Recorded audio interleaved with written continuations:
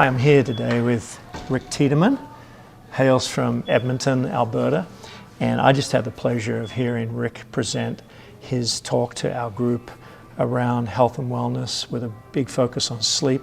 There's a few things that I really wanted to give him the opportunity to share with you all today. But before we go into that, just give us a little bit of background around how you ended up getting into the work that you're doing currently. Yeah. Give me a little bit of an overview of your journey. Yeah. 30 years in multinational pharmaceuticals. First and foremost, Chris, and I had the absolute pleasure of running a lot of different therapeutic groups.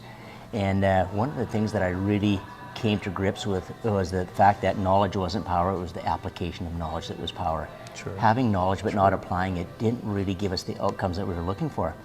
After I left that 30-year career, I was running private healthcare clinics in Western Canada here, and my disproportionate responsibility was the executive health side and working with organizations, trying to get organizations to come to the appreciation that they needed to look at health as a unique asset class within their businesses.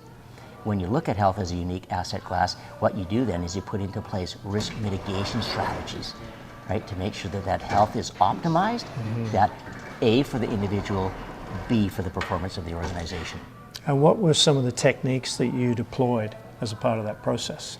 Yeah, so what we really did is we took examples of individuals that we brought into the organization, and we had executives anywhere from new entrepreneurs to CEOs of billion-dollar companies who said that they were doing okay.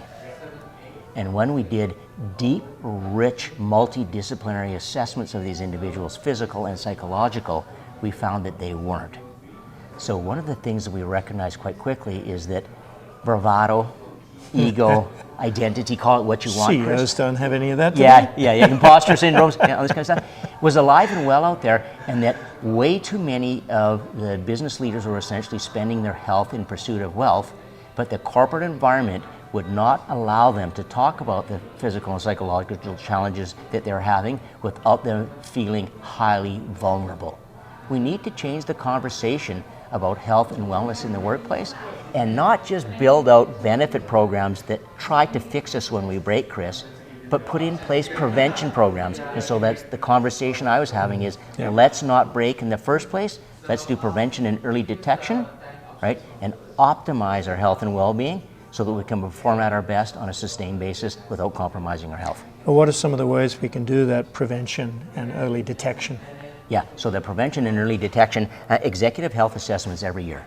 Deep, rich executive health assessments that really look at all of the risk factors associated with cardiovascular disease, cancers, metabolic disorders. And so what we found is if we could, A, prevent it, that was the ideal, but a lot of times you can't, Chris. So when we identified issues early on, we had a lot more tools and levers to pull to get them back on track again. And what we found is that when we did that and got people back on track again, they were so excited that we found it early that they would actually change their behaviors, which ultimately became new habits, and so they became much more attuned with what it took to stay well. So that works, that's okay with those CEOs and business leaders, but how does that manifest itself through their families and through their organizations? Yeah, well then really what we do is you start there, and then ideally we help to drive these programs down through the organization. Okay. So we would start at the C-suite, and then we would go down to the VP suite, and then we'd go down to the executive and the GM suite. Interestingly enough, and you asked that, I am doing sleep sessions for organizations for all staff meetings now. Wow. We have executives that are so excited about the things that they can do for their staff, and so now we've done all staff meetings, all staff with spouses, all staff with spouses and adult kids, 12 years of age and up, where we especially with the sleep sessions. Because people are starting to understand that if our employees and their families are not thriving, it's literally impossible for them to come into work fully functional and to be at their best. And so the real organizations that are looking at this seriously are starting to say, we need to help our employees' families not break, but beyond that, to live a very, very functional life. Because if we just do the executives and don't care about the families, then the executives go home and they try to sustain these behaviors, and it's hard because there's less function at home, and of course that's kind of like trying to do rehab in a crack house. It doesn't work very, very well. So why don't we respectfully help families get to a better place, and the neat benefit of all that, better employees show up. Excellent. Now you mentioned 4 main areas of health physical, emotional, spiritual, and what was the mental. last one? And mental, yeah, I made a note here. Yeah. Just to make sure I didn't miss it. High technology there. Yeah. It was, the old pen on the hand. Yeah. Just give us a quick overview of those 4 areas. Yeah, so physical health is just so important like that. And the physical dimension really looks at nutrition, Okay. it looks at sleep, and it looks at exercise. And of course, Edward Stanley puts it best, where he says that if you don't find time for exercise, you're going to have to find time for illness. Right, so we want to really look at that. When we look at the emotional side of things, is do we really understand that looking after ourselves and our self-care is not an act of selfishness, but it's self-preservation. So first thing in the morning, am I going to engage in behaviors that are going to allow me to be at my best during the day? Start with that. Fill my champagne glass to overflowing, and when it overflows, it will fill other champagne glasses, and then I can create abundance for other people and truly be of service to other people. And I need to, from an emotional perspective, understand the value of being a possibilitarian. And a possibilitarian looks at the world through the lens of wonder and opportunity and doesn't look at problems as a shit show as much as they kind of say, this is a desirable difficulty. Yeah. And in going through this, we will become better individuals and better organizations. So how do we live above the line and not become victims? Take 100% accountability for our circumstances with no excuses. Then the mental health part is, mindfulness and meditation can be very, very powerful. It can be used strategically and whatnot. And the people that I spend time with are so important to our mental health. Is that like that? So stack your deck. If people are sucking the life out of you, take the straw away. And like that. Just surround yourself with people that give you joy and this kind of stuff. That's so good for our mental health. One of the things we incorporated at Copeman when I was working with my team is we had joy bursts. And the joy bursts were little oscillations away from the intensity of the work that we were doing into a crazy, crazy world that made us laugh and gave us joy. And that can be healthy. Awesome. And then from a spiritual perspective is the pursuit of fulfillment, not just success, because success is about me and worldly possessions, but fulfillment is about other people, right? And it's really about creating a legacy and creating abundance for other people. Real difference between success versus fulfillment, Chris. Yeah. You spent quite a bit of time on sleep, maybe just at a very high level. What are some of the key drivers and things we need to be aware of and concerned about to make sure we're getting enough sleep? Yeah, one of the first things to recognize is that, yes, there are some clinical reasons why people don't sleep, but a lot of the reasons why people don't sleep is behavioral, which means that if we change our behaviors, we can re-earn the right to a great night of sleep again, which is absolutely fantastic.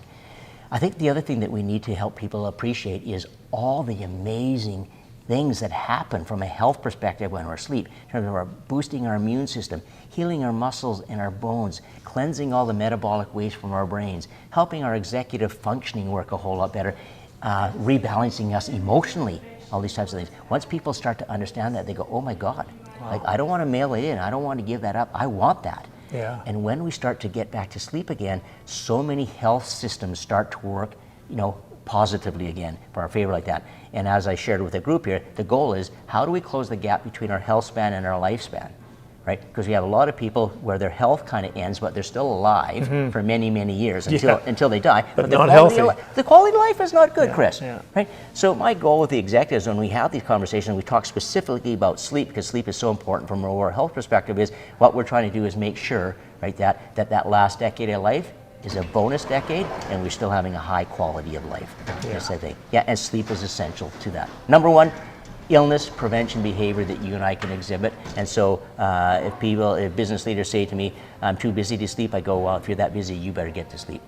Yeah, maybe spend a little less time on social media. Yeah. How can we get a hold of you? You can get a hold of me. My email is calmwaterlifestyles@outlook.com. Okay. Yeah, and if you want to get a hold of me that way, I do lots of executive offsites. I tend to encourage the organizations to do spousal executive offsites because, of course, we're talking about sleep. Like the one we're on? Sleep happens at home, right? So you want to do that. And then we have a whole lot of fun with organizations and their executives, helping them regain control of their attention and their time, and get them to appreciate the value of not FOMO, which is fear of missing out, but JOMO, the joy of missing out. The joy of missing out. Exactly, and having a whole lot more joy so that they can have an exceptional career as part of an exceptional life. Wow. Rick, it's fantastic. Thank you very much. And you heard from Rick Tiedemann today. and he's got to head off and jump on a plane, but it's been great to have you here. Thank you very much, Rick. Anytime, Chris. All right. Appreciate the invite. Okay. Bye now. Bye-bye.